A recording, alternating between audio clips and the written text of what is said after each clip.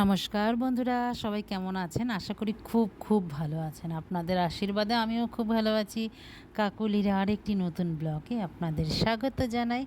আজ আপনাদের ফুল দেখাবো। প্রতিদিন তো দেখাই অন্য সবজি টবজি, আজকে ফুল। আজকে আমার বাগানে সাদা ফুল এত ফুটেছে, না দেখিয়ে আমি আর পারলাম না। আর আপনারাও তো আমার বাগান দেখতে খুব ভালোবাসেন। দেখুন, এই বাগানে আবার একটা ছোট্ট পাখি এসছে, মানে এতটাই ছোট, একে ধরাও মুশকিল। একে ভিডিও করতে গিয়েও আমি বেশ হিমশিম খেয়েছি। মানে কিছুতেই জানেন বসছেই না, খালি ছটপট ছটপট করছে, দেখছেন তো। মানে 5 সেকেন্ডও যদি ফুল গাছে বসে, ও কী খাচ্ছে আমি বুঝতে পারছি না। কিন্তু ওকে ভিডিও করতে আজকে আমার প্রচণ্ড কষ্ট হয়েছে। আপনাদের সাথে শেয়ার করার জন্যই আমি যত কষ্টই হোক সুন্দর এই মুহূর্তটা তুলে ধরেছি আপনাদের কাছে। খালি দেখুন, আমার তো খুব ভালো লাগছে, আপনাদের ভালো লাগছে কিনা সেটাও জানিয়েন। কিন্তু দেখুন, ছোট্ট, মানে এতটাই ছোট্ট, আমি ঠিক বলে বোঝাতে পারবো না। আমার ক্যামেরাতেই দেখেছেন তো কইটুখানি লাগছে, আর সত্যি করে পাখিটা একদম ছোট্ট। আমি এত ছোট পাখি আমি কোনো দিন দেখিনি। আমি এই আজকেই ফার্স্ট আমি দেখলাম। অনেক পাখি দেখেছি, বদ্রি পাখি ছোট হয় জানি, মুনিয়া পাখিও ছোট হয়, কিন্তু মুনিয়া পাখির থেকেও কিন্তু এই পাখিটা ছোট। এই পাখিটার আমি নাম জানি না, আপনারা যদি জেনে থাকেন তবে কিন্তু আমাকে কমেন্টে কিন্তু জানিয়েন এই পাখিটার নাম কি। আর আমার এই বাগানে তো অনেক রকমের পাখি আসে, আপনাদের সাথে তো শেয়ার করি। আর সব পাখিও কিন্তু শেয়ার করা যায় না, কারণ কেন বলুন দেখি, চটপট করে তো চলে যায়, ভিডিও করতে পারি না। চলুন, অনেক বাগান দেখলাম, মন ভরে গেছে বাগান দেখে। এখন বাগান দেখে বেশ, তো এবার রান্না করে নিই। তো রান্নাটাও কিন্তু আজকে খুব ভালো হবে আশা করছি। রান্নাটাও কিন্তু এক রকমের শিল্প একটা বলতেই পারেন, আমি তো তাই জানি।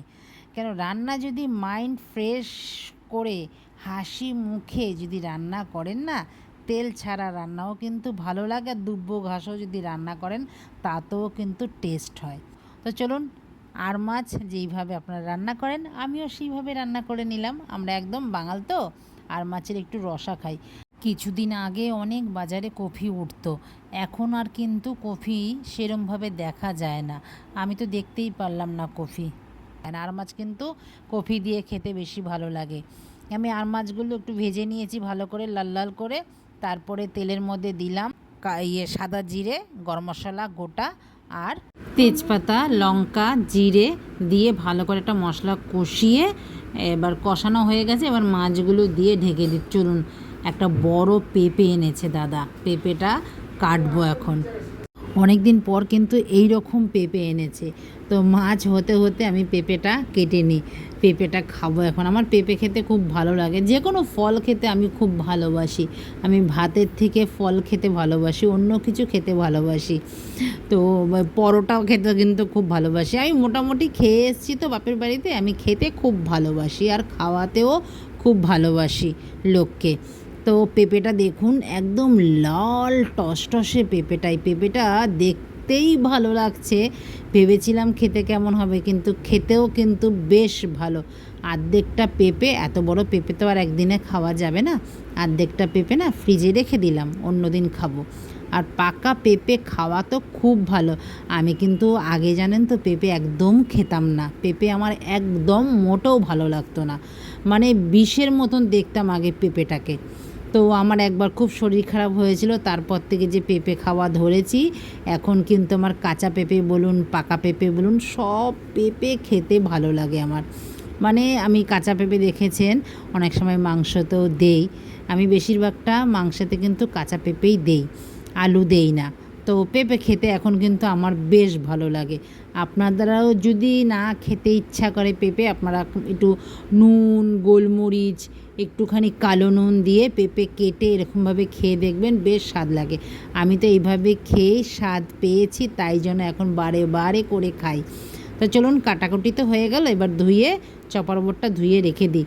সঙ্গে সঙ্গের কাজ সঙ্গে সঙ্গে করলে আর কষ্ট হয় না। পরে যেহেতু আমি একা ঘরে মানুষ, একা মানুষ, সব কাজ আমাকে একা করতে হয়, তো আমি সঙ্গে সঙ্গে করে রাখি, তাতে জিনিসটাও পরিষ্কার থাকে, ঘরটাও পরিষ্কার থাকে, মনটাও ভালো লাগে। তা চলুন, মনটা ভালো নিয়ে আজকে সকাল থেকে এমনিও মনটা ভালো, বাগানের এত ফুল দেখেছি, ছোট্ট একটা পাখি অতিথি এসছে আমার বাগানে। তা চলুন, এই যে বললাম নুন দিয়ে একটু গোলমরিচ দিয়ে পেঁপে খাবেন, খুব ভালো লাগে। আমিও একটু নুন গোলমরিচ দিয়ে এখন পেঁপেটা খেয়ে আমার তো মনে হচ্ছে আজকে আমার ভাত আর খেতে লাগবে না। এতগুলো পেঁপে খেলে ভাত কখন খাবো আর বলুন। আমি এমনিও খুব একটা ভাত ভালোবাসি না, আমার এইসব ফল টলই বেশি ভালো লাগে খেতে। আমি বহুদিন আমি দুপুরবেলা কিন্তু ভাত খাই না, রাত্রেবেলা ভাত খাই, তাও আমার ইচ্ছা করে না খেতে। আপনাদের দাদা আমাকে বকে ভাত খাওয়ায় জানেন। আমি আবার আমাদের যেহেতু রবিবারে একটু রাত মানে দুপুরবেলাটা দেরি হয়ে যায় খেতে, দাদা একটু দেরি করে আসে, তো আমি কিন্তু রাত্রিবেলা অর্ধেক দিনই রাত্রেবেলা রবিবার হলে আমি খাই না। আমি একটু মুড়ি খেয়ে বা একটু অন্য কিছু খেয়ে শুয়ে পড়ি, তাতে আমার কিন্তু অসুবিধা হয় না। চলুন, পেঁপে খাওয়া হয়ে গেছে আমার। পেঁপেটা প্রচণ্ড মিষ্টি ছিল, এত মিষ্টি ছিল পেঁপেটা, মানে কি বলবো, এইরকম পেঁপে খেলে তবে না ভালো লাগে বলুন। তারই ফাঁকে পেঁপে টেপে খেয়ে এবার ঘরটাও টুক করে গুছিয়ে নিলাম। ওই যে মাঝে মাঝে আমার ঘর গোছাতে মানেই জানেন কি, আমি এখানকার জিনিস ওখানে করি, ওইখানকার জিনিস ওইখানে করি। ওই যে ঘরে হাউস ওয়াইফ তো, কাজ নেই তো বলুন, কি করব, এই কাজই করি সারাদিন। যখন কাজ থাকে তখন করি না। তো দেখুন তো কেমন হয়েছে ঘরটা গোছানোটা। আর এখানে আবার কাপড় কাচতে দিয়েছি, কাপড় কোথায় শুকাবো সেটা জানি না, কিন্তু প্রতিদিন কাপড় কাচতে হয়। যা বৃষ্টি আরম্ভ হয়েছে কতদিন ধরে। চলুন, হয়ে গেছে আমার ধোয়া। এই যে বললাম না, আমি সবসময় বলি না আপনাদেরকে যে ঘর গোছানো থাকলেও খুব ভালো লাগে, তো আমার কিন্তু সব ক্লিন হয়ে গেছে।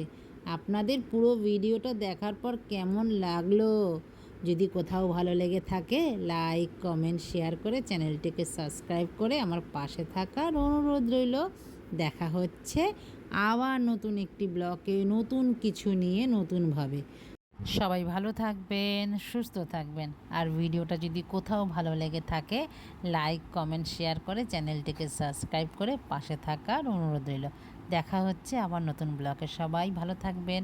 নমস্কার, টাটা।